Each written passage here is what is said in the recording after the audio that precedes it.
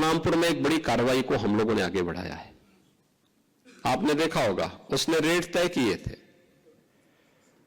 यानी कैसे धर्मांतरण के कार्यक्रम को आगे बढ़ाना है।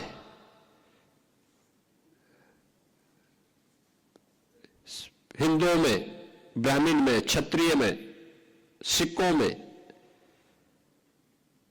अन्य ओबीसी जातियों में, अनुसूचित जाति जनजाति के लोगों को कैसे धर्मांतरित करना, सबके रेट उसने तय किए हुए थे। विदेशों से उसमें धनराशि आ रही थी। आप सोचिए, 100 करोड़ से अधिक का ट्रांजैक्शन अब तक उसके 40 खातों में प्राप्त हुआ है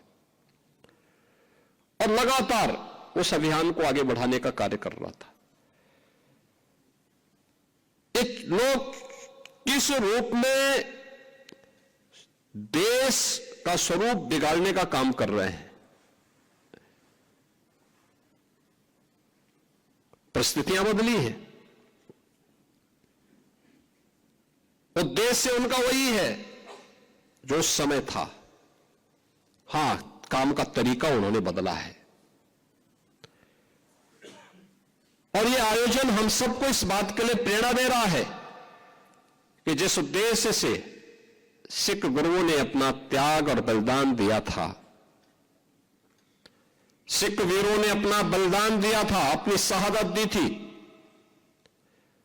आज वर्तमान पीढ़ी को उस शहादत की परंपरा को फिर से वर्तमान परिप्रेक्ष्य में जीवंत बनाए रखने के लिए एक नई रणनीति के तहत कार्य करने की आवश्यकता है।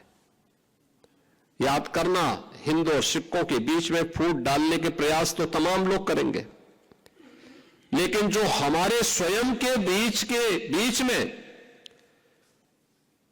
हम सबको तोड़ने की, कमजोर करने की साजिशें हो रही हैं, इससे कौन बचाएगा?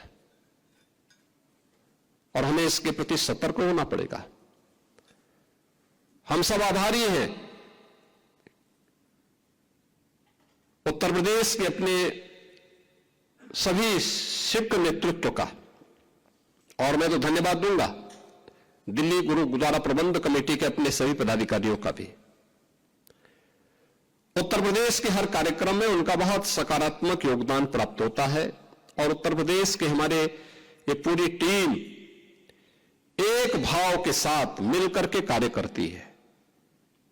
और यहां पे जब भी कोई आवाज हम सामूहिक रूप से आगे लेकर के चलते हैं, वो एक राष्ट्रीय आवाज बनती है और वो सफल भी होती है।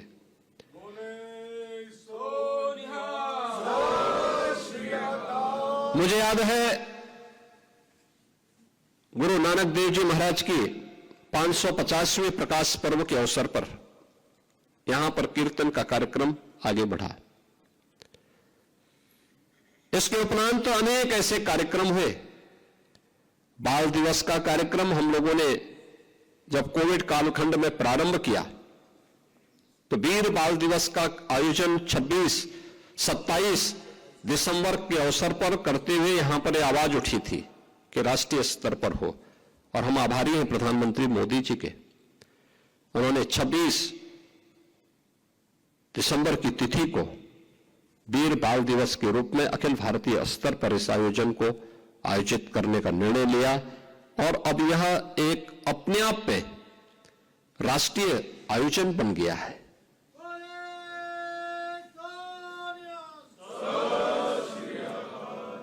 इतिहास को ऐसे ही जीवंत बनाया जाता है।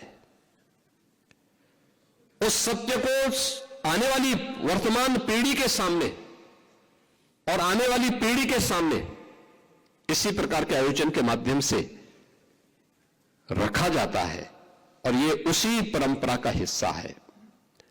आज के इस अवसर पर यह संदेश यात्रा एक शुरुआत है, यह अंत नहीं है। यह 350वें शहीदी दिवस कार्यक्रम की एक शुरुआत है और ये शुरुआत इस बात को बताती है कि 350वें शहीदी दिवस का कार्यक्रम उतना ही प्रभावी होना चाहिए, क्योंकि इससे संबंधित 2 मीटिंग मेरे साथ में हो चुकी है। आगे आने वाले समय में इसकी पूरी रणनीति के साथ, बड़े कार्यक्रम के साथ, अच्छे कार्यक्रम होने चाहिए।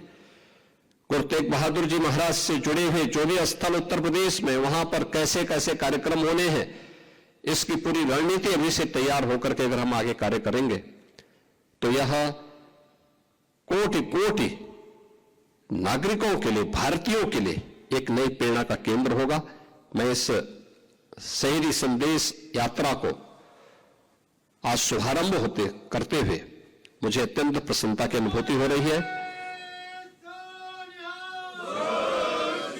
मैं अपनी शुभकामनाएं देता हूं और विश्वास करता हूं कि यह यात्रा गुरु तेग बहादुर जी महाराज, सिख गुरुओं के उस महानता को, जिन्होंने देश और धर्म के लिए अपने आप को जिस भाव के साथ आगे बढ़ाया था, उससे हम सब एक नई प्रेरणा प्राप्त करेंगे। इस पूरे कार्यक्रम के प्रति मेरी मंगलमय शुभकामनाएं हैं।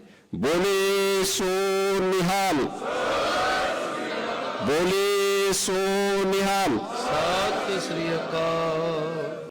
अगर आप ये वीडियो YouTube पर देख रहे हैं तो हमारे चैनल को सब्सक्राइब कर बेल आइकन दबाएं, और Facebook पर देख रहे हैं तो हमारे पेज को लाइक करें।